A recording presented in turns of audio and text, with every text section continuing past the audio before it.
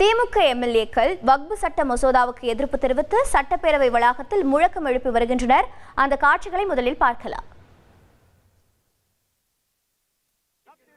ரத்து செய் ரத்து செய் ரத்து செய் ரத்து செய் ரத்து செய் ரத்து செய் வக்திருத்த சட்டத்தை ரத்து செய் ரத்து செய் ரத்து செய் ரத்து செய் ஏற்க மாட்டோம் ஏற்க மாட்டோம் ஏற்க மாட்டோம் ஏற்க மாட்டோம் ஒன்றிய அரசை ஏற்க மாட்டோம் ஒன்றிய அரசை ஏற்க மாட்டோம் ஏற்க மாட்டோம் ஏற்க மாட்டோம் ஏற்க மாட்டோம் ஏற்க மாட்டோம் ஒன்றிய அரசை ஏற்க மாட்டோம் ஒன்றிய அரசை ஏற்க மாட்டோம் வக்திருத்த சட்டத்தை வக்திருத்த இது பற்றிய விவரங்களை செய்தியாளர் ரமேஷ் வழங்கிட கேட்கலாம். ரமேஷ் வணக்கம்.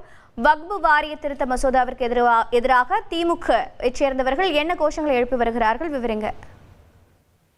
வணக்கம். வக்பு திருத்த மசோதா மக்களவையில நிறைவேறியதற்கு எதிர்ப்பு தெரிவித்துதான் திமுக எம்எல்ஏக்கள் தலைமைச் செயலகம் 4வது நுழைவு வாயில் அருகே மத்திய அரசுக்கு எதிராக பதாகைகளை ஏந்தியும் இந்த வக்பு திருத்த மசோதாவை ரத்து செய்யணும் அப்படின்னு கண்டன முழக்கங்களை எழுப்பி வராங்க.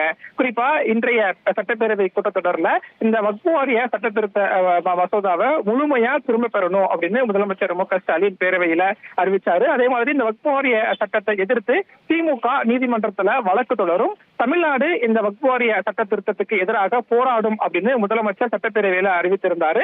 முதலமைச்சர் அறிவித்த அடுத்த அரை மணி நேரத்துல திமுக எம்எல்ஏக்கள் இப்போது சட்டப்பேரவையில 4வது நுழைவு வாயில் அருகே பதாகைகளை ஏந்தி ஒரு கண்டன முழக்கங்களை எழுப்பிட்டு இருக்காங்க. குறிப்பா இஸ்லாமியர்களை வஞ்சிக்கக்கூடிய வகையில இந்த வக்பு வாரிய சட்ட திருத்த மசோதா கொண்டு வரப்பட்டிருப்பதாகவும், எனவே இந்த வக்பு வாரிய சட்ட திருத்தத்தை முழுமையா ரத்து செய்யணும் அப்படின்னு கோஷங்களையும் எழுப்பி வராங்க.